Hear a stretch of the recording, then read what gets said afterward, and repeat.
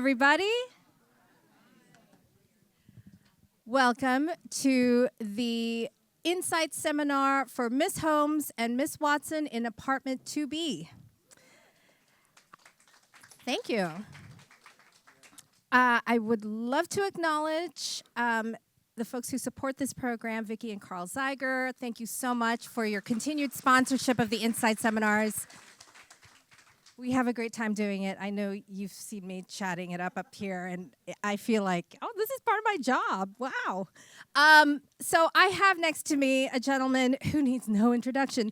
However, James Vásquez is an Old Globe resident artist. He is the director of the long-running, very popular Dr. Seuss's How the Grinch Stole Christmas.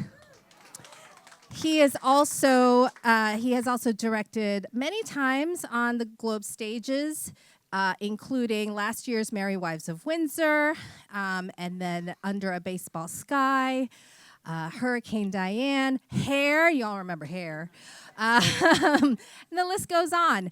And actually what I want to just point out about some of those titles is you can hear how different they are genre-wise, and that is because James is a director who knows how to tackle all sorts of different diverse material and really showcase the strengths of the writing and the sort of creativity of the world that the play exists in. And so I just want to say, James, I we're friends, so but I do truly admire the work you've done as a director here on the Globe stage. And I know you've gone on regionally to work in Chicago and in Jersey and then DC. So you've also taken your talents all over the country. And also, I just have to add that recently James Vásquez and I made our big Old Globe debut as walk-ons for Henry VI, Play 1 and Play 2. We both had lines. And it was one of the most nerve-wracking nights of our lives. We were rehearsing backstage. We tried to figure out if we could get away with a dialect, with an accent, and but also Barry's my boss, so I don't think he would have forgiven me. But boy, did we have fun those nights. We did have fun, and he actually, it's funny. The first night, we had great fun. The first night. And then the second night, right before, as they were putting us in our costumes, Barry actually came backstage and was like, hey, you're back again, you're back again. And he was like, tonight it's funny, I need those laughs. We need laughs on your lines. No pressure, right? Opening night of his big Henrys that he's been planning for years and years and years. And actually, there we were. And there's nothing harder than to be told, be funny. Funny. And when you only have one line, that's all you, like, for the what, 40 minutes that we were backstage waiting to go on, we were like, God save King Henry, God save King Henry, God save King Henry, God save King Henry. And then you get out there and you're like, what is it? Oh my gosh. I'm telling you, I mean, what's funny is that both James and I, once upon a time, were equity actors and actually did this for a living. And obviously we've decided that our talents are better off elsewhere, and we, but we have such a love for actors, and we certainly appreciate the work that they do. So it's actually really great that we were back there, reminded of how difficult it can be, and you can certainly overthink one line. We have discovered. And don't think we're not putting it on our resumes. So what is the one line? We'll laugh. Oh gosh, I can't. What did I say? Play one. I don't even remember. Oh, God save King Henry, of that name the sixth. That, and then play two. Play two. My Lord of London. This from. Nope. She's already messed it up. My Lord of all London. See, fired. See. My Lord of all London. This from Westminster. My Lord of all London. This from Abbey Road. Thank you for giving him the laugh. That was very kind. Where's Barry when you need him? Joking aside, James obviously is a very important part of the Old Globe family. And every year when we choose our season, we look at all the plays and we say, where can we put James Vásquez? Because he has to be in here at least twice, right? He's here for the Globe, and then we got to find something else for him. Sometimes he brings us ideas, but the bottom line is we want him here at the Globe, directing and being a part of what the Old Globe does. And so we are just so grateful to you that now that your star has risen, I'm always like, oh gosh, I hope he's available. And then he makes time for us, and I'm just always so happy when he says yes, when we say, would you be willing to consider directing this? Yes. And so Holmes and Watson was one of those plays, and I have to tell you all, I don't know if anyone's seen the play. It is a very creative, zany interpretation of these classic characters, right? It is based on the Arthur Conan Doyle classic characters. However, with a twist, with many twists, actually. So we needed someone who was going to be able to pay respect to the original source material, but also be able to play with the newness of Kate Hamill's script in a way that would be entertaining, that would still retain and have the reverence for what makes Holmes and Watson so special, and also just deliver a really great night of theater. And we knew that James could do that. So what was your first thought when we did say to you, hey, take a look at this script? Well, I first of all, thank you for everything you said. I love the Old Globe, and the fact that this gets to be my artistic home is unheard of. So I'm very grateful. I'm also very lucky as a resident artist to be on the season planning committee. So I am a part of the team that gets a handful of scripts, reads all these different scripts, and I had read Holmes and Watson as a part of that responsibility, and I thought it was fun. I thought, wow, this is big, this is wacky, this is honestly a show that I didn't think would be headed my direction. It felt like a style that I had dabbled around with, but that I hadn't really had the chance to fully play in. So when Barry turned to me and said, and I'd like you to do Holmes and Watson, out of my mouth came, yes, of course. Inside my head, I thought, oh my God. Oh my God. Oh my God. And then Barry also likes to do this thing where he takes these plays, brilliantly so, takes these plays and says, let's do it in the round. And you know, they're, and I've had a couple of those now in the White, where they were written very specifically for the proscenium. And the original designs and the way it's described in the script is very proscenium. And as was this, the way it's described with many doors, it's described with surprises and reveals, and people who sneak up, and so then my brain started going, he wants me to do what?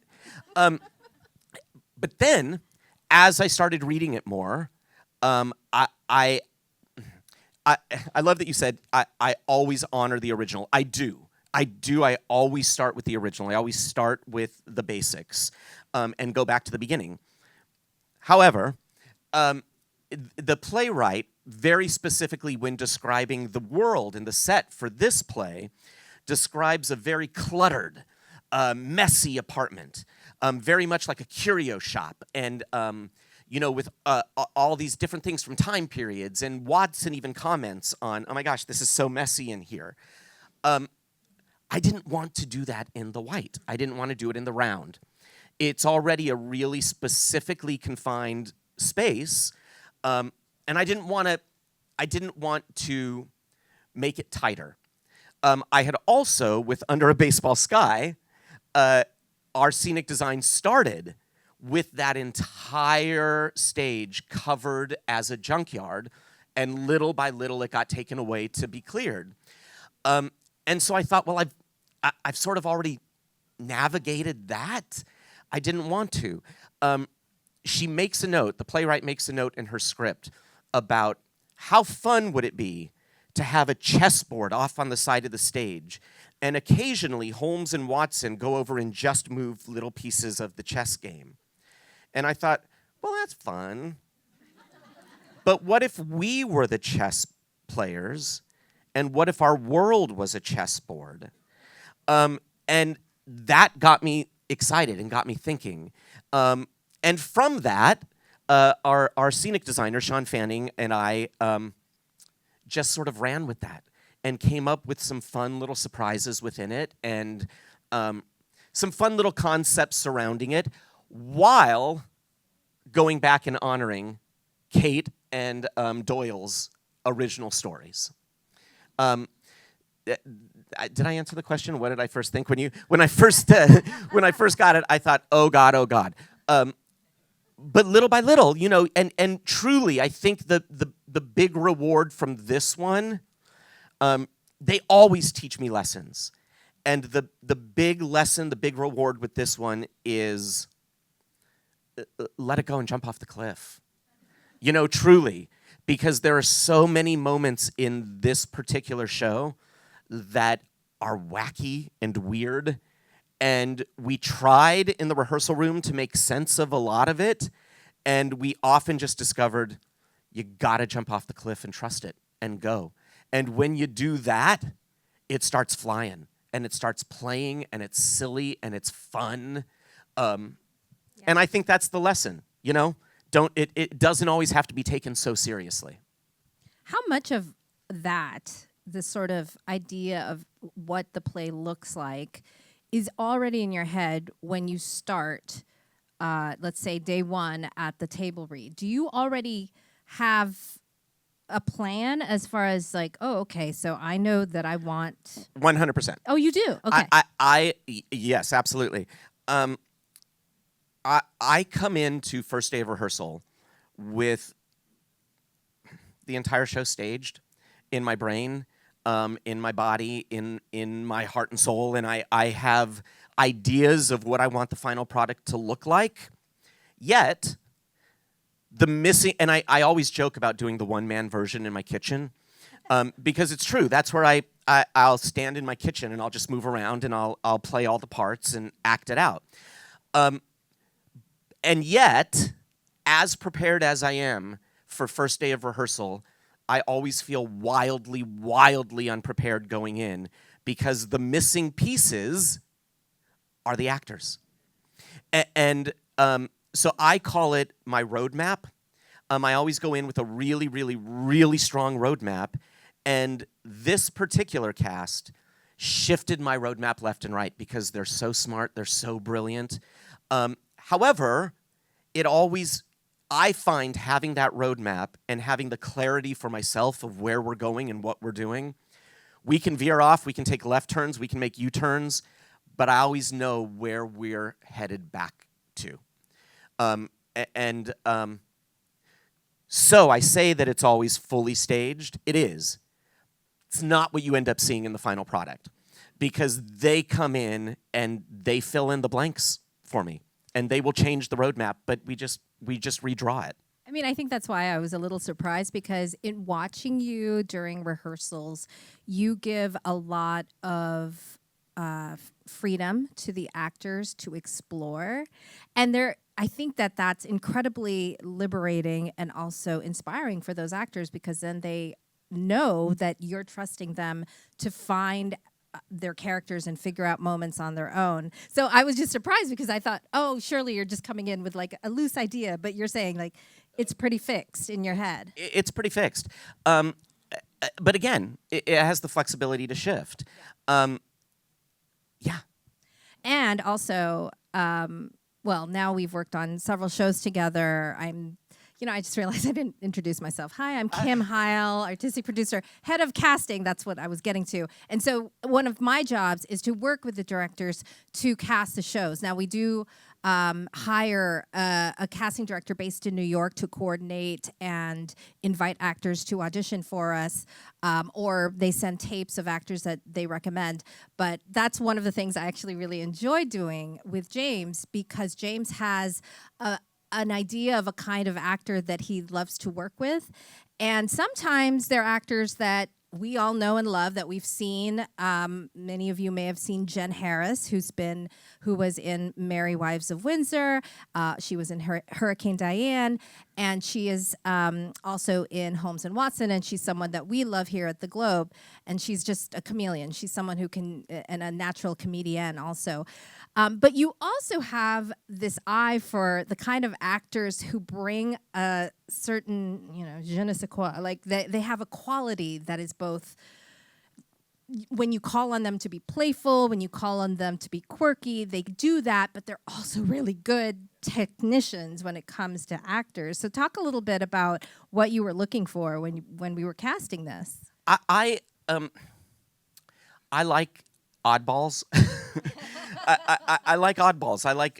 I think I'm a little bit of a quirky character in my own right. I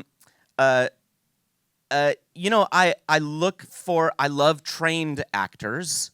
I love the actors who have the discipline, who understand how to work around language, who understand technique, who know how to manage themselves over a 2-hour marathon, which this show is.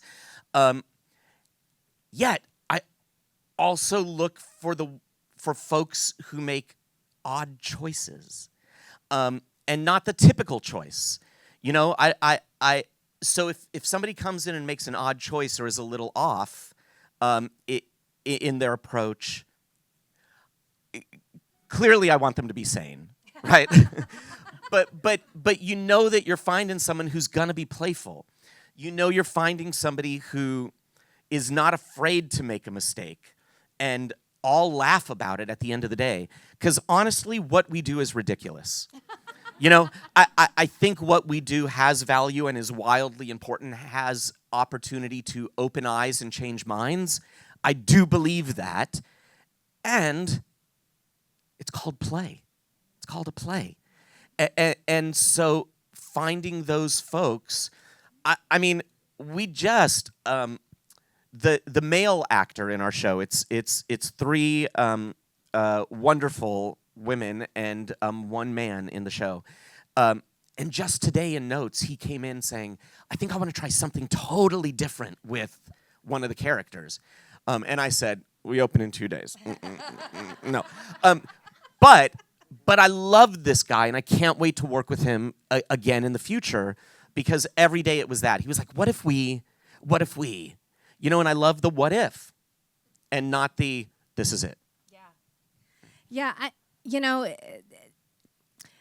I do want to point out, and many of you I think know this, the show is pretty much sold out. Like, it is hard to get a ticket now because it's so popular.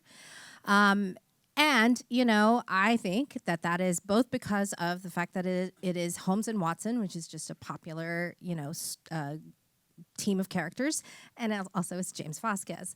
But I wanted to also hear from you, James, the sort of, I guess, your take on why writers are choosing these, the older material and trying to do something different with them. And I guess what I'm referring to is, like, what's happening right now in theater that you're observing that you feel like something like Holmes and Watson is selling so well.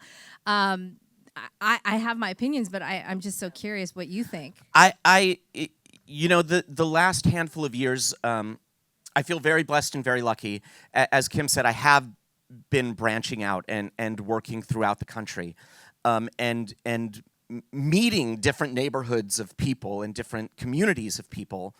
And I think across the board, the pandemic, we were all there.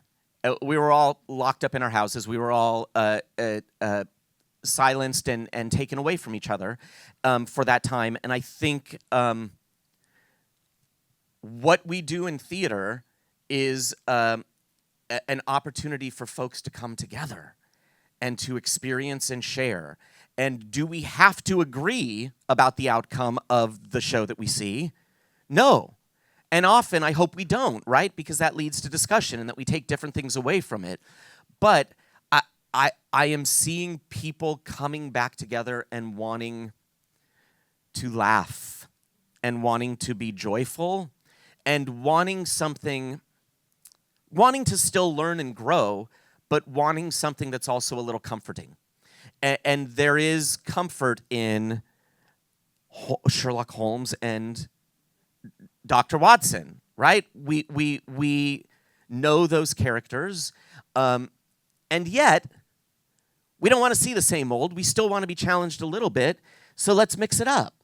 And I think giving us the opportunity, we say it, you'll hear it in the beginning of our play, it's great to be all back together, isn't it? It's great that we can come together and laugh and learn and enjoy this experience. There's the world has us so divided in many ways and has our brains so heavy in many ways that I think sitting down with something that we're a little familiar with where we can laugh, that's great. Yeah. That's great. I mean, this sounds silly, but my sort of, it's a waste of energy, but my when I go home to sort of just my white noise in the background, I turn on cartoons. I turn on old Bugs Bunny cartoons because they can be on in the background and it's not, you know, and it's a comfort from childhood. So there's a little bit of like, I can deal with all the heavy stuff, but in the background they're going,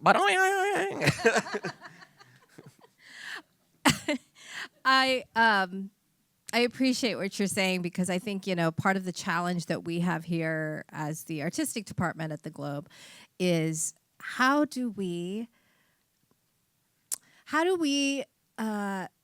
innovate in terms of the way we deliver theater to our audiences while also giving them the thing that they come to the theater for. And I think it's very difficult to find shows that are new, that are maybe just a little different, maybe a little challenging or thought-provoking, but still have that flavor of, you know, a classic story or something that we can latch on to and be familiar with. And I just want to say that you all are a fabulous audience because you have come along with us for the ride in shows that are slightly different and yet maybe are based on this classic source material. And so, and this is no exception. I mean, this is a very different retelling of the Holmes and Watson story.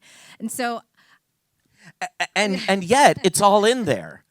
It's all in there. You know, I mean, growing up, of course I knew Sherlock Holmes. Of course I did. But I didn't really sit and read the books. I didn't really watch the movies. I didn't the TV series that have come out about it. I didn't really watch until I started really researching this for this play. And then, as I was reading the books, as I was watching the movies and the TV shows, and then I would go back to the play and I'd go, that's from that one. That's from that one. Oh, she's taken those three and made it one. So it you know, it is a wild, wacky new retelling, and yet it's all in there. If you're a fan, it's going to be familiar. How would you describe your aesthetic? I think I may have asked you this before, but I would just love to hear it again if I did. How would you describe a James Vásquez show? Because, you know, when I was thinking about it, and one show I didn't mention that also was directed by James was American Mariachi. And also Tiny Beautiful Things, which was very emotional and beautiful and somewhat poetic and, you know, a kind of a very different show from what, you know, we're doing here with Holmes and Watson. I, in my mind, have an idea of what a James Vásquez show is, and it definitely has all the threads that we just talked about, this sort of, you know, elevating the truth of the show in a way that's both creative and fun, but also profound and new. But I want to hear what you think you bring. I am. It feels weird talking about but I love theater so much, and I love telling stories so much, and I love getting to create and tell the story and share it. So I hope that I try to always lead with heart and hope and joy. And I think I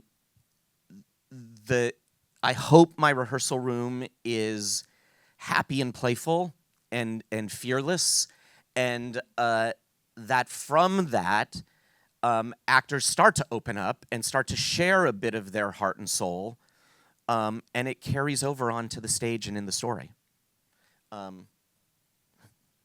That. I would agree with that for sure. I want to open it up to questions. So if you have a question, okay, we have some hands. So we have a gentleman over there, and then right here, we'll start over there. I was just curious how big your kitchen is. Not very. That's the great thing. My shows it can be on Broadway, or we can take it down to a little storefront shop. I'm very flexible in my staging. What do your dogs do when you're acting things out in your kitchen? Often, when I first start, they get riled up. Two of them usually end up laying and just watching. One of them lays right under my feet. And then one of them tries to get involved. One of them, Walter. Figures, right? Walter wants a shot at the lead. Walter wants to be a star. And then we had a question here. There must be a mystery centering in this play. Is it like a murder mystery or several murders or what? There might be one or two dead people in the show. There's definitely some intrigue, and there's one overriding mystery that Holmes is trying to solve, which is actually a little bit of the theme of the show, about connection, and Holmes trying to find throughout the show. She says a couple times, if there is a me, there must be a co-me. There must be a counter, opposite. And that's the big sort of unspoken mystery that we're trying to solve. But yes, you will see maybe a little bit of an unsubtle dead body with some opinions of its own, but... I do want to acknowledge that the young lady running around with the mic is Noelle Marion, who's the associate director on the show as well. An absolutely wonderful director in her own right. Yes, and truly, truly, truly the majority of my brain right there. We did have a couple. We'll go to the, yes, lady in the back, and then we'll come back here. Okay, I heard wonderful adjectives for, quirky, wacky, this kind of thing. And for those of us who have seen many Holmes and Watson renditions, I'll put you on the spot. Give me 3 adjectives for how you see Holmes and 3 adjectives for how you see Watson. Yeah. All right, Holmes. Here we go. Grounded. Sexy, fierce. Watson, equally grounded in her own right.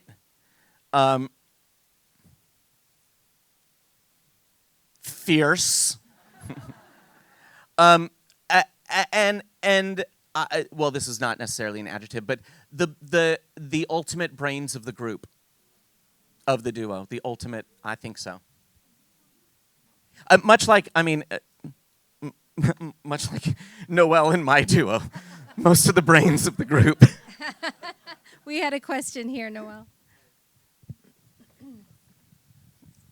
If I understood right, you said you had one male actor? Yes. So, without giving away the store, does he play both Holmes, does Holmes and Watson appear in the play? The males? No. They don't. There's no male Holmes and Watson. Well, doing the dishes, maybe, I don't know. So they have no appearance. There's no presence of those. Okay, got it. No, but there are all the famous iconic characters that you know from Sherlock Holmes are in there. Mm-hmm. It's 4 actors, but it's 12 characters. Yeah. I think we had it right here in the front row. Hi. There we go. Okay. So mine's kind of a two-parter. So you talked about how hard it is to be funny, right? And I think that's so interesting in terms of it's also a character, the fool, the clown, sometimes underestimated. And so part of it is what does it take to be funny, to have that timing? And then connected to that, you talked about creating fearlessness. And how do you create an atmosphere of fearlessness? Yeah, gosh. We talk a lot in theater right now about creating safe spaces. And even more so than a safe space, we like to refer to it as a brave space. And I think,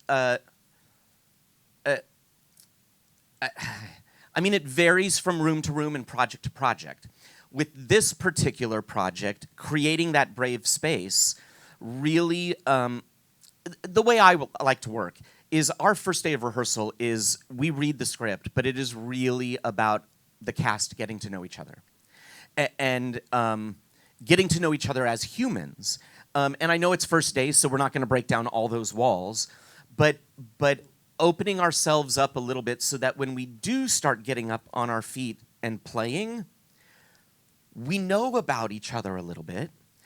And we've also established some, for lack of a better, some rules saying, hey, I'm totally open to you coming up and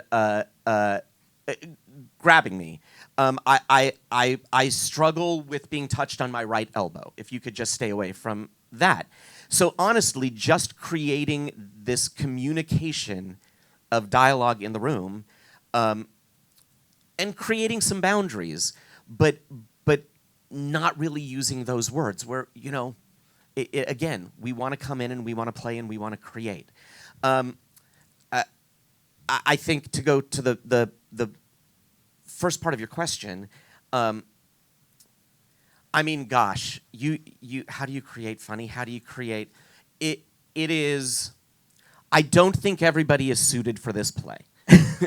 And I think finding the cast that we did, we looked specifically for actors that had a lot of comedy on their resume, that had done some stand-up, that had done sketch comedy, or were used to this sort of comedy style.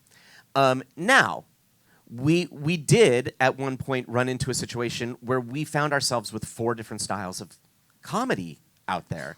So then how do you get it all into the room and make it line up? That's where I come in and I start saying, this aspect, really wonderful, blends with this aspect. Great. Now the two of you, these energies that we've got these mixed together, how do we make that blossom and bloom? A secret, I hope none of my actors are listening. When I give notes, I often don't give a note like, could you please say that with a little more anger? I need you to be angrier there. Shh, close the doors, close the doors. I will say something like, that moment, I know, right? This is my secret. That moment that you're playing right there, the way you're building to the anger there is really exciting. It's really, I could use just like 3% more of that. And they're like, oh, thank you. And then they do it. So it is, it's about just building the trust and the confidence and giving permission and laughter. I'll be the first to stand up and trip and laugh at myself. And I think that's also helpful, is knowing that they've got somebody driving the ship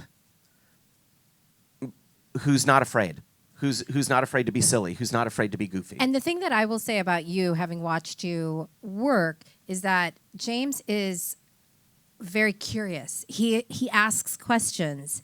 And so I've always thought of you as someone who is willing to be wrong or who is willing to make a mistake. And so when your actors see that, then they know, because you're modeling behavior that, makes it safe for them to ask the questions and make the mistakes. No, I had a director say to me recently that they believe that they have to always have the answer and they can never be wrong. And if they're asked a question in the rehearsal process, they better have that answer, or the actor's going to think that they're not smart or in control of the. I'm so unafraid in that moment to be like, I don't know. Let's go back and try it again and see if we can figure it out. Or, hey, let me go and think about that. We're going to come back to this tomorrow.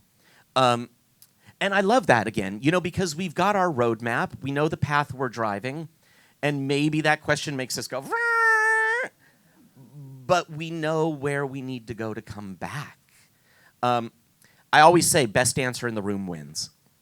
And I love it when it's mine.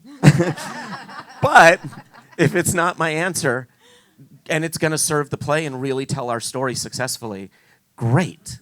And I love when we get the smart actors who bring in those answers, Can you describe the casting process from the beginning and how you start working with the director and how that goes? Well, so James and I will usually have a conversation before we talk to the casting director, and we'll say, who do you want?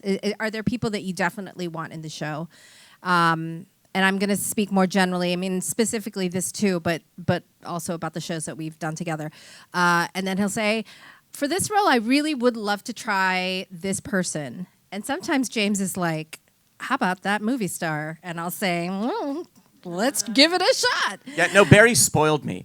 I will say, years and years and years ago, the first show that I directed in the white many years ago was called Rich Girl, about a mother and a daughter. And Barry, when we were first starting casting it, he was like, Meryl Streep and her daughter would be really good.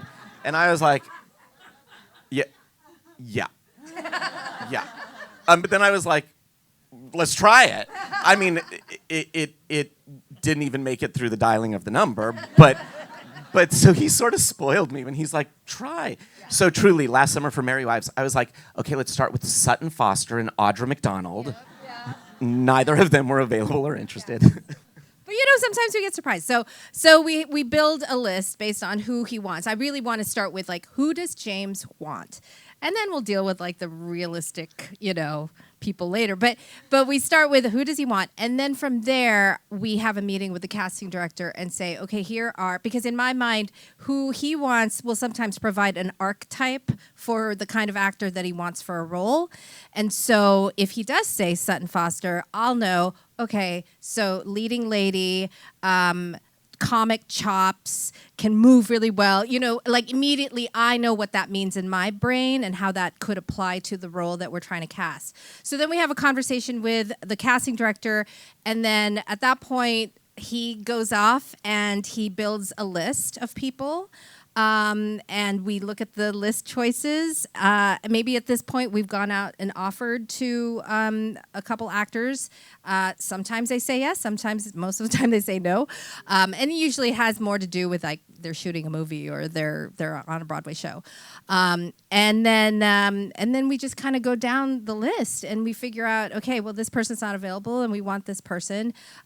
There is a point, we didn't do it with this, but there is a point sometimes where we come to the bottom of the list and it's like, oh, we need to actually audition people. And then by then it's like James is off directing in Chicago or something and he's not available. But we then meet people on Zoom, or we get their tapes, or we look at their materials, because actors will often have many tapes that they can send to us of other auditions they've done. And the casting director will facilitate that. I don't think we've done it in person, you and I. Have we? Well, except for Grinch, obviously. Yeah, Grinch we do in person, but the other shows we've done mostly on tape or just purely offer only. And that usually takes about, I don't know, like maybe a month of like actual casting, and we try to do that like 4 to 6 months before the show starts rehearsal. With this particular show, though, it was, and it often the casting sometimes shifts based on the yeses that come through. You know, with this particular show, I had sort of two archetypes for Holmes and Watson. And I had my first choice, and she accepted. But the Watson list, should she accept, was very specific. And had she not accepted and it gone to the other one had similar energies to some of the Watsons, so there was a separate Watson list with different energies. So it is it's even a mix and matching of the right pairing and energy, which shifts mid-process sometimes. Yeah. It's actually quite hard. But it's fun, and it's not always a fun director that I get to work with casting, but it's always fun with James. Any other questions? Oh, we have one here. Did you want to ask a question too? Okay. Yes. Kevin's going to come up with a mic for you. Oh, we're going to start there first, and then we'll come to you. Hi, in the casting process, where does the actor's agent come in? Oh, when I say we're going to actors, I'm only talking about agents. I rarely communicate directly with the actor themselves. It all goes through their agent. So when I say, oh, yeah, we went to Sutton Foster. No, I went to Sutton Foster's agent. But that's just the way, and actually it makes it easier because sometimes, we'll get into negotiations and it's stuff that actors may not know what to do or what to say. And it is better to have a professional advocating on their behalf. So I'm always very curious about kind of set design and how people come up with it. And I'm wondering, in what you described, so do you like storyboard the thing, or do you come up with like draft plans and that kind of thing? So the first day you go in and say, these are my different ideas? Yes, yeah, absolutely. We it was about the scenic design and what that process is, and do I storyboard before I come in so we can show different locations and ideas and whatnot. Yes. On first day of rehearsal, leading up, 6 months before rehearsal even starts, I'm in collaboration with designers. And the scenic designer and I have come up with looks and a vision for every scene and transition throughout the show. That shifts sometimes based on the needs. You get in rehearsal and go, we don't need that table anymore, or, oh, we need a table. But we do. We will have, for this particular one, I was actually at my dad's, and I was helping him clean up the house, and he had, as he was cleaning out his office, he found an old chessboard, and he had put it on the kitchen table. And it spun. It was on a little spinner. And I was sitting there talking to him, and I was spitting the chessboard, and I was like, wait a minute. So I took a picture of that chessboard, and I sent it to our scenic designer, and I said, this is what I want. And then we had to figure out, is there furniture on it? How do we get? And then he created a scene-by-scene digital artwork of each. So on first day of rehearsal, you go into a first day of rehearsal, we've got one wall that has all the costume design sketches on it. We've got another wall that's got all the scenic design sketches on it. And then another wall that's got all my research pictures on it. So the cast has a fairly good idea of the eventual world they'll be working on. Yeah. It's time. What? It is. I know it went by so quickly. Oh. One quick one. Okay, Yeah, make it yeah. quick. Make it quick. I'll try to not talk so long. play Yeah. to today? Over a year, about 14 months ago. Yeah. So I will usually get contracted for a show about a year in advance, and and you think it's, you would think, oh, well, that's time to. It's not, because again, the casting, the designs for costume set, just my own prep and research on it.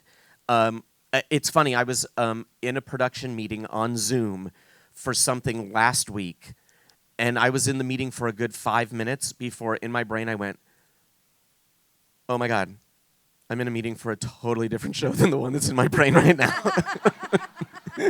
so, I've got 4 that I'm juggling in my brain right now. That you're just. Before, though, it came together that you have the costumes, the sets, the da-da-da. When you started that first day, how long has it been since then? 3 weeks. 3.5 weeks? Yeah. Yeah. We had 15 days of rehearsal for a play that's 150 pages and nonstop. No, but you know what? It is. I'm so wildly supported here. I'm so wildly taken care of here. The crafts folks, the staff are so fantastic, and my cast came in ready to go. So we buckled down and we said, we know where the race ends. Let's start running. Well, James, thank you once Yes. again. Thank you. This was fun. Thank you all. And thank you all. Enjoy the show when you see it.